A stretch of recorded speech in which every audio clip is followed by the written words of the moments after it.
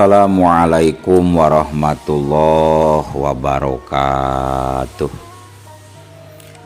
Pamiarsa anu mikamemet kana dongeng Sunda di mana wae ayana. Alhamdulillah urang dugi ka ayeuna masih kena tiasa ditepang dangukeun deui dina acara anu matuh kamemet urang sadayana. Nyatana dina pagelaran dongeng Sunda jejer carita Jawara Leuweung Larangan bagian anu ka-2 nanya pamiarsa. Ieu dongeng mangrupikeun buah karyana Kang Supriyatna N. Sabah ti Palihan Sumedang.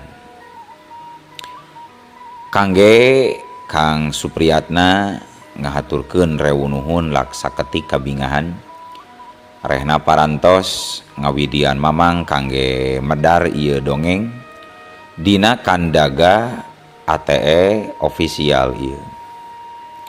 Atuh sumangga kanu teu acan subrek kantun subrek heula ngarah langkung pogot sareng langkung sumanget deui ka si mamangna dina enggoning medar ieu dongengna.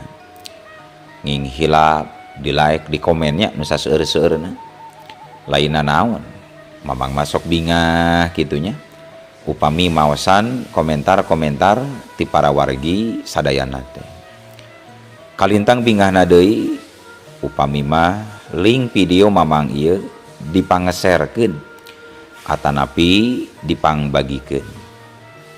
Atuh ngarah teu nyangkolong tingkana waktos sumangga ayeuna mah urang lajengkeun deui dongeng Jawara Leuweung Larangan bagian anu ka-2 na.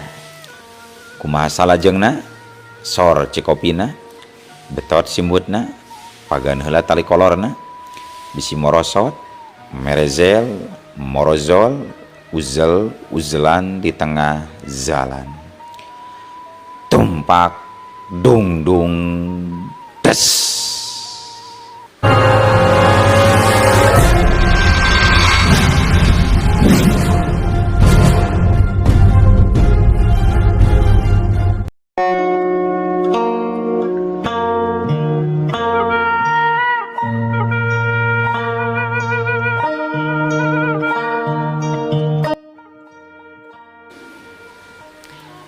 Para mitra kaum dangu sadayana,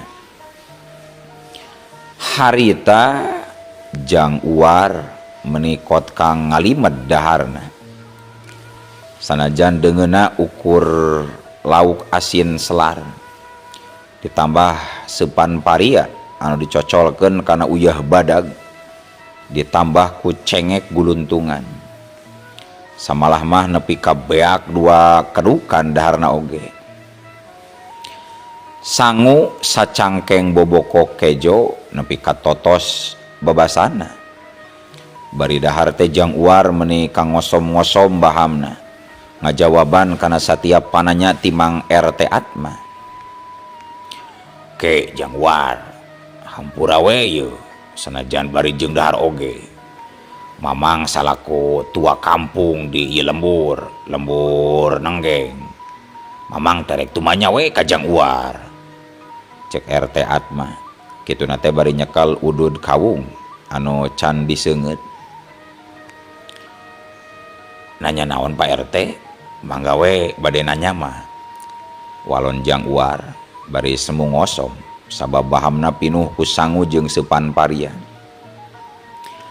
Ari jang warsim teh ti mana kawin urang lembur naon jeung kunaon bisa nepi ka dieu bari cenah teu manggih dahar geus aya kana 5 poena tah kitu hampura we yeuh mamang teh loba tanya sebab kewajiban salaku pamarentah nu aya di ieu kampung jang uar. Kuring teh urang dusun Ciseuti Pak RT ngan bisa nepi ka dieu teh sasat kuring teh keur kabur keur diudag-udag ku manusia nu sarakah Pak RT. kabur alatan naon kitu Jang Uar, cek RT Atma nanyana bari neuteup seukeut kana beungeut Jang Uar, laju nyenget udud dun kawungna serebung, haseup ududna nyerebung ka luhur, kaambeus seungit bako tampang ngulibek di sabudeureun emper imahna Mang Sutar. Sedangkeun ditanya kitu ku RT Atma teh atuh derak-derak we Jang Uar nyaritakeun kana naon-naon anu geus kajadian di lemburna. Kabeh ku Jang Uar dibejer beaskeun, ditetek tae nu kaliwat. Timimiti kajadian akina anu ngaran Ki Warya nginjem pare opat sangga nepi ka Jang Uar ngadek juragan Karta ku ari teh kabeh dicaritakeun. Anu ngabarandungan kana caritaan Jang Uar kabeh taya nu gogodeg, malah sakapeung mah bari unggut-unggutan sagala tandani ngarti kana setiap caritaan Ki War Salim alias Ki Uar. Ngadenge katerangan kitu ti Jang Uar, akhirna Bah Adung nyarita, tuh mun kitu mah ieu Jang Uar teh kudu disalametkeun atuh ku urang sararea euy. Jang Uar kudu disumputkeun saheulaanan mah nepi ka masalahna rengse. Tah ayeuna Abah rek mariksa pikeun mastikeun anu ngaran Santanu jeung si Dawong teh namaranena teh masih araya kene di sisi tampian leuwih hieum atawa geus areueuh kitunya. Bisi marehna kabur keneangan manten kadarieu. Kitu cek Bah Adung, bari manehna tuluy jung cengkat teu nunggu jawaban ti RT Atma heula, laju ngajugjug rek nuju ka leuwih hieum. Saleosna Bah Adung bisari pok nyarita, "Ujang, Jang Uar, sok atuh gancangan asup ka jero imah emak. Hitung-hitung leleson ongko. Itu we di kamar anu pangtukangna. Kamar keur awisan pi goaheun. Nyai, sok atuh eta Jang Uar keur ajak ka jero. Pangnuduhkeun kamarna bisi teu apaleun. Sok petakeun pangsareanana, sprean kasurna, sarungan bantalna tuh. Aya sprena dina tolombong teh angan geura Nyai." Nyi Maswati nu tita tadi ukur andeprok diuk dina samak teh manehna tuluy cengkat, "Mohon mak, hayu atuh Kang," cek Nyi Maswati. Kituna teh bari mere isyarat ku ngadelekeun panona ka Jang Uar. Atuh Jang Uar teu talangke jung nangtung bari amitan heula kanu area di dinya. Jang Uar harita ngiclik leumpang nuturkeun Nyi Maswati, nuturkeun bujur anu demplu asup ka jero imah.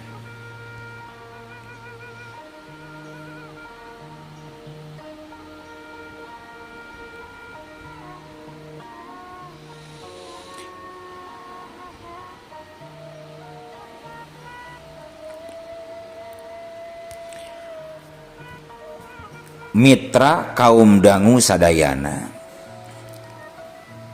ayeuna urang kocapkeun heula Bah Adung anu geus rek nepi katampian leuwih hieum. Nalika nepi ka leuwih inyana kacida kagetna barang nenjo kayan Ki Santanu jeung gandekna anu katalahna Ki Dalung teh sabab harita boh Ki Santanu nya kitu deui Ki Dalung harita kadenge keur ngawadul keur ngatur siasat rek maluruh Ki Jang Uar ka lembur nenggeng. Atuh Bah Adung gasik nyalingker ka tukangeun albasia. Kadenge harita Ki Dalung Ki Dawong nyarita. Punten harita kadenge Ki Santanu nyarita, "Kieu Mang Dawong, pokona penting ayeuna mah urang kudu bisa manggihan si Uar. Da moal jauh ti lembur ieu jigana mah. Malah ceuk pangrasa uing mah pasti si koplok uar teta diampihan ku budak aweno tadi ditulungan teh hanjakal euy dewek can nanya ngaranna eta Bikang tapi lah gampang dewe kewe dewe urang api-api ngadon meuli udud we ayeuna mah ka warung ke di warung mah sok loba barudak pamuda anu ngadon ngarobrol sugan we aya obrolan anu nyabit-nyabit ngeunaan si Ontohod War Salim alias si War Edanda ner teu mang bener bisa Den hayu atuh ayeuna urang neangan warung itulin di tonggo tuh lemburna tuh lembur nenggeng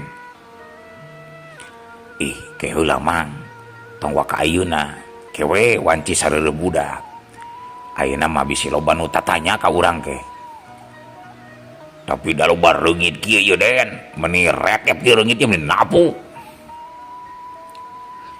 nepi ka palebah dinya obrolan anu kadengi ku Bah Adung teh. Bah Adung gura-giru rek balik deui ka imah Mang Sutar rek ngalaporkeun naon-naon anu kadengi ku dirina. Nepina ka imah Mang Sutar Bah Adung gasik ngabejakeun pamanggihna bersama luruh Kisantanu jeung Kidawong dileuwih. Aduh cilaka lur bener geuning sakumaha keterangan Jang Uar teh ayeuna nu ngaran Santanu jeung Kidawong teh rek terus ngobrot ka lembur urang cenah rek neangan Jang Uar jeung rek tuluy dipaehan cenah Jang Uar teh kitu ceuk Bah Adung dina laporanna di hareupeun RT Atma sabatur-batur nu aya di emper imahna Mang Sutar. Keun bae Bah tenang we keun antep malah sina asup heula we ka lembur urang kemun geus puguh aya di lembur urang cerek ku sararea urang seret ka balai desa cek RT Atma manehna mah tenang we teu jiga nu sieun. Terus ayeuna kumaha Jang RT cek Mang Sutar nanya ka RT Atma kieu we ye ayeuna Mang Daswin jeung Mang Duye wayana kudu nepungan ka imah masing-masing warga nenggeng bijaan kabeh warga kudu taki-taki gitu mun aya dua karaman wasup ka lembur urang kira-kira teu wawuh mah kudu gancang laporan ka kuring kitu bejakeun ka warga lembur cek RT Atma bari ngeprukan reungit anu ngagimbung kana awakna.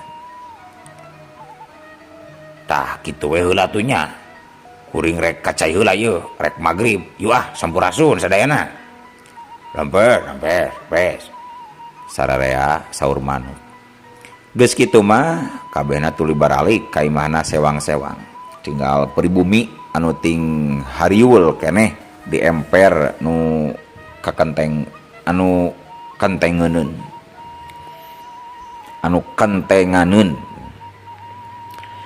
dina kayan keur kitu teu gugur teu angin jol paralak we sora hujan gelebug angin meni ngagelebug tarik ngahiup tatangkalan katempo ting pelenod bilik imah ting harelob jeung dumadakan deui make jeung rageg sora anjing babaung. Nyi Maswati mireng kayan kitu teh meni samar pola bari kayan teu sadar kana kayaan jol berengbeng weh lumpat blus asup ka kamar Jang Uar atuh puguh we keur Jang Uar mah lain deui kagetna aya ruas aya ato barang mah disampeurkeun ku Nyi Maswati teh Nyai naon ieu Nyai bawa damar cempor ka dieu urang urungkeun sekalian lanteran oge bawa keur kitu kadenge sora Mang Sutar gegerowan nya Bah ke urang cokot Bah atuh Nyi Maswati gancang mawa cempor jeung lantera dibawa keluar dituturkeun ku Jang Uar.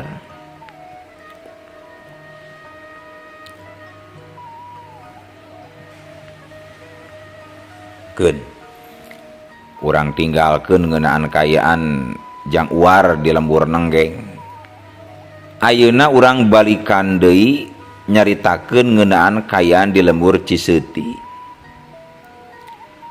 Wanci haneut moyan di lembur Ciseuti. Angin leutik ngahiliwir nebak kana tatangkalan. Dauna pating aroyag kawas anu silih gupayan. Manuk-manuk recet di sarada patembalan jeung baturna. Tikukur keur ngicis jangjang. Regreg dina julang awi. Harita Majumsih ninina Jang Uar sanggeusna disiksa ku Kisantanu jeung Juragan Karta. Majumsih tuluy diubaran ku lebe Ciseuti tatanggana Majumsih. Timimiti kajadian nepi ka ayeuna teh geus aya kana samingguna. Anu ngalongokan ka Mang Jumsih teh pamajikan palebe. Pamajikan lebe Durahman anu ngaran Bi Sucih meuni geten merean sangu isuk sore ka Majumsih. Ma, wayah nanya, sangu teh sangu we wungkul ayeuna mah. Lain ieu mah seupan daun sampe jeung sambalna. Kitu cek Bi Sucih harita. Ih, nuhun nyai, sakieu oge nyi lebe mah. Tos geten ka emak. Beu pamit aya nyai mah. Kawalagar buak emak teh. Matak pae lang layeuseun nyai. Walon Majumsih semu ngalimbang. Tu kudu nyarita kitu emak. Keun bae asal aya we di kuringna. Kuring dahar nya emak ge dahar. Mun kuring ninggang keur teu boga nya wayahna we emak. Tapi ari ukur sangu-sangu wae mah piraku teu manggi. Da kuring mah nyawa najan ukur sacangkewok oge.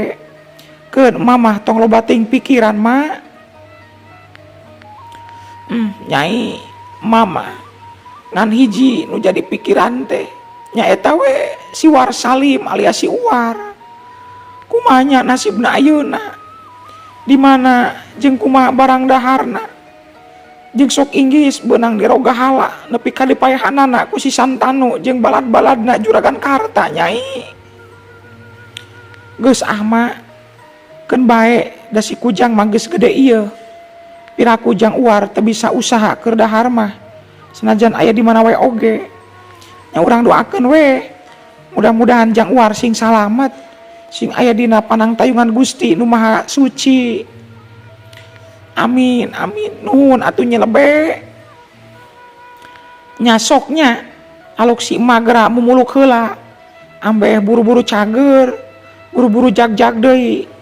Geus jag-jag mah urang ka sawah kuring we. Urang ngarambet sawah anu blok sawit teh ya geuning mak. Nya atuh nyai, ieu sangut teh rek dipurak we ku emak. Sok masuk. Hayu atuh nyai, urang bareng daharna jeung emak. Sok we emak sing wareg. Kuring mah geus mumuluk tadi jeung Kang Lebe. Dina kayaan keur kitu Majumsih teh daharna oge karek meureun meunang opat huapan mah. Na atuh ari torojol teh Juragan Karta norojol anu diiring ku genep urang baladna. Juragan Karta teu pepuntenan deui jol nyurungkeun panto imah bilikna Majumsih make iteuk hoena. Blum. Atuh Majumsih nepi ka calangapna awahing ku kaget. Pun kitu deui Bi Sucih kalah milu geumpeur barang Juragan Karta ujug-usub asup ka jero imah bari ngagantawang teh. Jumsih, rek dibayar moal hutang pare 2 sangga deui teh ha.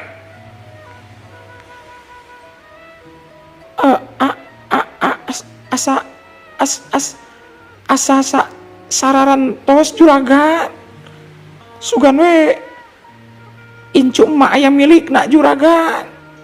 Cek Majumsih nyaritana kot kabari ngompodna. Sangu anu dina baham keneh teh nepi ka nyebrot kaluar kabeh. Ari sia Jumsih kos nu heueuh ngarep-ngarep si War Salim. Ye, si War Salim mah geus modar pasina oge. moal burung geus katewak ku anak kami jeung si Dawong. Moal burung geus dilekek si Warsali mah. Tah ayeuna mah kieu we. Lamun si laing daek digawekeun ku kami, heug hutang lunas deuleu. Nyatu mangga juragan. Tapi gawe teh gawe naon? Sabaraha dinteneun eta teh juragan? Cek Majumsih bari andepro. Sedengkeun bisucih mah ukur nyarandewe kana bilik telemek teu nyarek. He, soal digawe mah kami can bisa nangtukeun sabaraha poena. Ngan anu jelas mah si laing kudu daek diutuh eta ku kami sakeluarga. Nyeuseuk, nyejo, nutu jeung pagawean nu sajana-sajana deui. Kumaha sanggup teh Jumsih? Mun teu sanggup, si laing ayeuna wayahna ayeuna keneh erek dipegatkeun tah suku teh sabelah ku dewek. Deuleu ieu suku kami nepi ka kieuna alatan dikadek ku arit ku si goblok Warsalim deuleu sia Jumsih. Cek juragan Karta bari nembongkeun bitisna anu dibungkus ku lamak tapak disabet ari teh ku jang uar. Satuluina Majumsih teu sirikna diseret di rerenyang ku gandek-gandekna juragan Karta rek dibawa ka imana juragan Karta.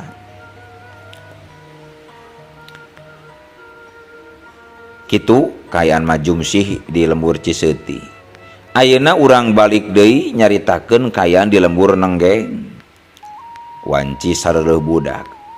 Sora gaang menireang. Bangkong ratok di sarada. Sora jangkrik patembalan jeung baturna. Santanu jeung gandekna nyatana Kidawong teh masih nyarumput di deketeun leuwih hieum. Den, ieu urang jengkar Den, bisi peuting teuing urang neangan warung teh Den. Kitu cek Kidawong ngajak indit ka Kisantanu. Yu Mang yu, meujeun ayeuna mah yeuh, hayu Mang ah. Santanu cengkat tina diukna, dina batu nu nemprak tonggoheun leuwih. Santanu ngeprukan calana pangsi palebah bujurna. Tuluy Kidawong oge sarua mahena hudang. Laju babatak leungeun Marius kencangkeng kakenca kakatuhu. Pek ngejet-ngejetkeun sukuna ngarah teu sing sireumeun jeung teu carangkeun. Kade Mang, rancana nu tadi teh bisi poho Mang. Cek Santanu bari ngamitian ngalengkahkeun sukuna. Siap gerak atuh Den lah. Pokona satungtung can manggih katerangan di mana ngajedogna si Warsali mah. Urang tong wakan ninggalkeun ieu lembur Den. Tapi ieu teh lembur naon atunya Den? Ah, teuing lembur naon Mang. Kedi we urang tanyakeun lamun nyalse kan boga warung. Harita dua jalma tingju ringkang leumpang nanjak ka tonggohkeun. Norobos poekna peuting. Dijajab ku sora jangkrik jeung sosoer anu reang di sarada patembalan jeung baturna. Da puguh teu jauh leumpang ti tampian ka lembur Nenggeng teh. Atuh ukur 10 menitan oge duana geus anjog ka imah warga Nenggeng anu pangsisina. Tah geuning ieu lembur teh Mang. Tuh geuningan aya jalma anu keur marap embe. Cing Mang, Mamang daguan heula di dieu nya. Uing rek nanyakeun warung ka jalma itu tuh. Cek Santanu bari manehna mah terus indit rek nyamperkeun ka jalma anu keur marap embe di pipir imah. Hampura kisilah. Kuring rek tumanya ye. Ari warung nu deukeut di dieu di mananya? Cek Santanu nanya ka laki tengah tubuh anu keur marap embe. Itu Kang, tuh terus we ka kulon, nonggoh keneh saeutik. Ke oge aya lampu anu pangcaangna, lampu kompa. Walon eta lalaki bari ngacirkeun curugna kabeh kulon. Nuhun kisilah, hayu ah. Cenah ceki Santanu bari ngaleos. Anu marab domba mah terus we jongjon teu malire ka Kisantanu anu ngaleos. Tapi sok sanajan kitu ari dina pikiranna mah geus we boga curiga yen eta jalma teh jalma anu keur dicuriga ku RT Atma teh katut warga Nenggeng. Sabab manehna oge geus menang beja ti Kidu Yeh, malah mah Kidu Yeh oge ngawanti-wanti ka manehna yen upama aya jalma anyar anu pantes dicuriga mah wajib dilaporkeun ka RT Atma. Atuh eta lalaki tengah tubuh teh sing horeng lanceukna Mang Sutar anu ngaranna Mang Tarmin. Sarengse na marap embe Mang Tarmin gura-giru indit ninggalkeun imahna rek laporan ka RT Atma. Malahan mah teu bebeja-bebeja acan ka Bidasmi pamajikanana. Dahyang buru-buru nepi ka imah RT Atma. RT, araya kitu teh. Cek Mang Tarmin ngagentraan RT Atma. Saha? Kadenge ku Mang Tarmin, sora RT Atma ngawalon di jero imah. Kuring teh, Tarmin teh. Mang Tarmin, hiap Mang ka jero. Surungkeun we pantona da teu ditulakan. Sok Mang. Cek RT Atma nita asup ka jero. Gancangna carita atuh Mang Tarmin gancang sup laju laporan ngeunaan aya jalma anu picurigaeun tadi nanyakeun warung. Atuh geus kitu mah duanana langsung muruk ka warung Nabi Sumirah. Sedangkan di warung Nabi Sumirah hari teh kabeneran keur loba barudak ngora anu keur ngaropi. Dina kayan keur kitu jebul teh dua urang lalaki datang. Nu saurang budak ngora anu umurna moal kurang ti 20 tahunan. Nu saurangna deui lalaki tengah tubuh tapi boga awak jangkung sembada. Awakna keker sepir leungeunna oge meuni bebaling bingan. Eta dua jalma teh tayalian ti Kisantanu anakna Juragan Karta jeung gandekna nu katelah Kidawong teh. Sampurasun baraya. Cek Kidawong uluk salam kanu araya di emper warung. Rampes. Aya 3-4 urangna nu ngajawab uluk salamna Kidawong teh. Nu sawarehna mah jarongjon we ngaropi. Hampura kula rek ngilu ngaheurinan ieu. Cikan boga warung, kula yang udud ieu, udud bakot tampang, sagunting jeung kawung nanya. Cek kopi we 2 gelas, tong amis teuing nu hiji mah nya. Cek Kidawong langsung menta udud jeung cikopi 2 gelas. Santanu jeung Kidawong laju gugek dariuk dina bangku anu kosong. Anu boga warung di Sumirah teh teu leleda gancang nyeun cikopi 2 gelas. Nu samemehna teu poho ngasongkeun bako tampang jeung dun kawung heula ka Kidawong. Barudak ngora nu araya di eta warung Nabi Sumirah teh meniting raringeun. Barang nempo 2 jalma anyar pinanggih teh. Eta barudak ngora kabeh oge geus tagweh dina pikiranna. Yen anu duan eta teh jalma anu keur dicuriga ku sararea lembur Nenggeng. Cikopi oge candi arinum inum acan ku Kisantanu jeung Mang Dawong teh. Kaburu srug-srog kolot-kolot anu nyaroren badau. Mana horeng eta teh kolot-kolot urang lembur Nenggeng anu diluluguan ku RT Atma pikeun mariksa Kisantanu jeung Kidawong. RT Atma tuluy ngadeukeutan ka Kisantanu pek ngajak sesalaman laju mariksa. Punten Kisilah dibujeng enggalna we. Kuring teh salaku RT di kampung Nenggeng. Ku kituna geus jadi kawajiban kuring pikeun tumanya ka tamu anu datang dina kayan peuting. Dupi salira duaan teh saha tea sareng kawit ti lembur mana.